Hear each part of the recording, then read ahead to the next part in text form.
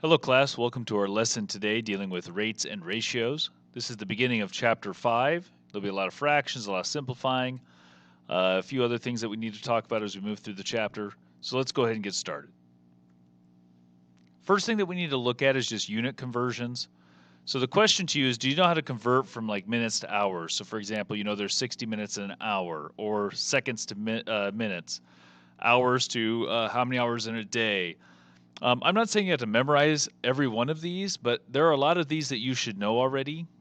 So take a moment and just kind of quickly see if you can figure out, well, what relationship would there be between the given info and what I'm trying to find?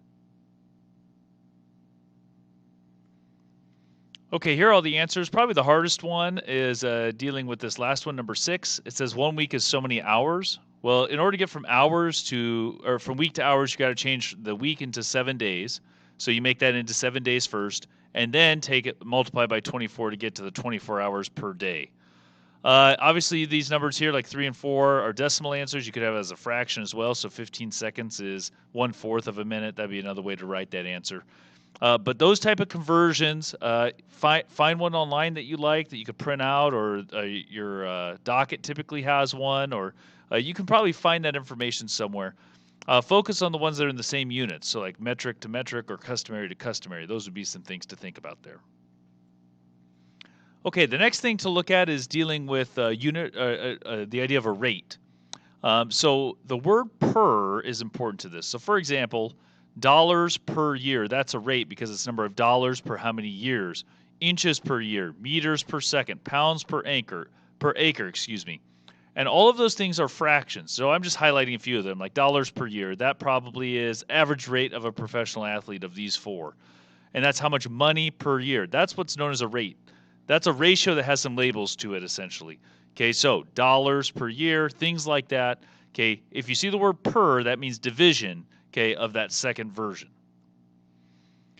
Okay, what we want to look at here is just some simplifying aspects, dealing with some complex fractions and things that don't look as quote unquote normal as what you're used to.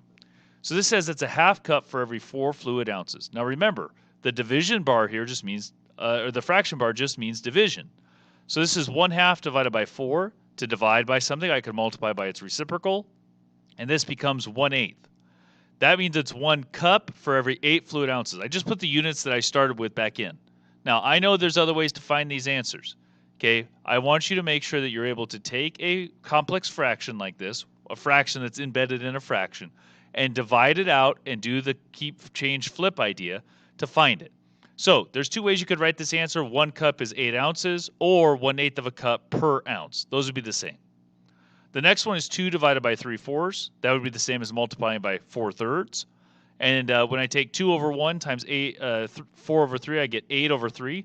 That would be 8 inches every 3 seconds. Or you could divide that out and say it's 8/3 of an inch per second.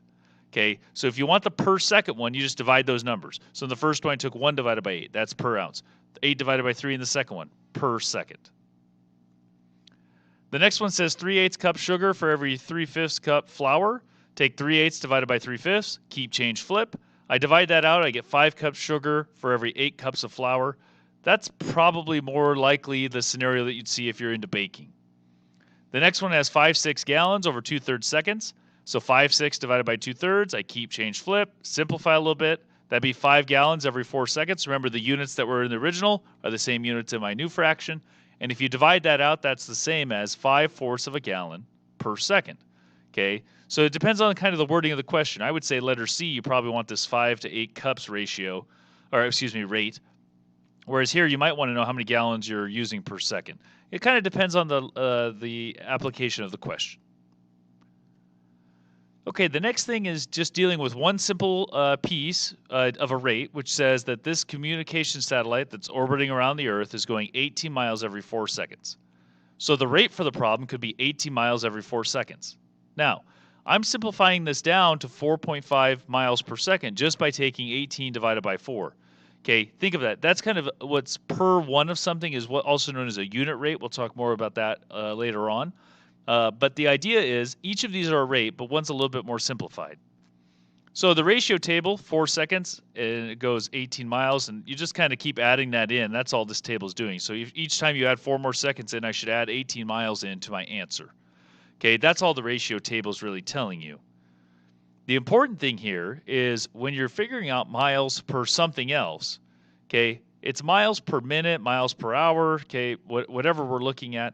The miles per minute comes strictly from what we just did. I took 18 miles divided by 4 hours. I just divide it out. I just see what I get. And that would be 4.5 miles per second.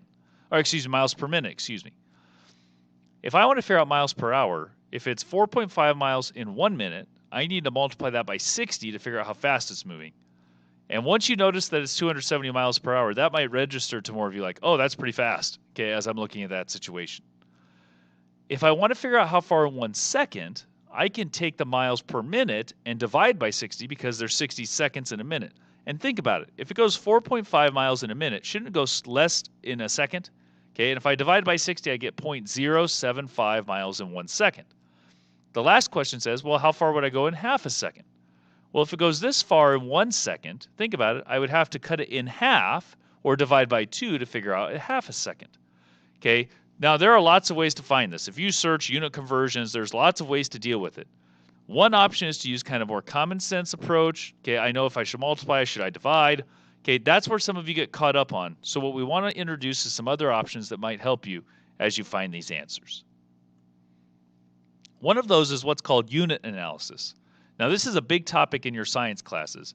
And what I want to start looking at to start with these scenarios is just basic ideas of what it means. Notice here I have 10 gallons, and it says times 22 miles per gallon. That's like the unit rate or how many gallons or miles I get in a gallon of gasoline, for example, in a car. Notice here that, don't forget, when you multiply fractions, I put 10 gallons over 1. When you multiply fractions, remember how you could cancel out if there was a 5 here and a 10 here, you could simplify them both? You can do that with the labels too. So notice here I canceled out the label gallons. And when I cancel these two labels out, I'm left with 10 times 22, that's 220, and there's only one label left, it's miles. And so this unit conversion idea with unit analysis is they kind of have to be catty-cornered to do the canceling out idea. Letter B, 7 over 2 pounds times $3 per half pound. I cancel the pounds out. I cancel the divide by 2s out because I can cancel out labels the same way I cancel out numbers, and that leaves me with just $21. What that's saying is, think about if you go to the deli, if you've ever done this, it costs $3 for every half pound, and you buy 7 half pounds. Okay, so you should have to multiply by 7 to get that answer. This last one here says 1/2 second times 30 feet squared per second. I cancel the seconds out, and half of 30 is 15, but then the label is feet squared. When you find these answers, you're going to have a couple questions like this on your homework. I want you just to focus on canceling the units, multiply across, and then don't forget to tell me the label that ends up in that location. Okay, so cancel the units, multiply across, and then say what label is there as your final answer. One thing that we need to probably review is just the ideas of the customary system dealing with units of liquids. Remember that there's 8 fluid ounces in 1 cup. And then you could use this chart right here, kind of shows like cups in a pint, pints in a quart, quarts in a gallon. If you're not into baking, this is probably the hardest of all the unit conversions in the customary system, maybe besides 5,280 feet in a mile. But there's also something known as the gallon man. Maybe you've seen this before. You can kind of draw the gallon man to figure out kind of those versions too. But you need to make sure you understand the conversions for the customary system when it comes to situations like this. Okay, your homework is pretty short today. I want you to focus on the unit conversion ideas that we just discussed, and then there's a few review questions at the end of the section. Don't forget, when you're dealing with ratios and rates have the labels there because they typically are different labels for the numerator and denominator. Have a good day, everyone.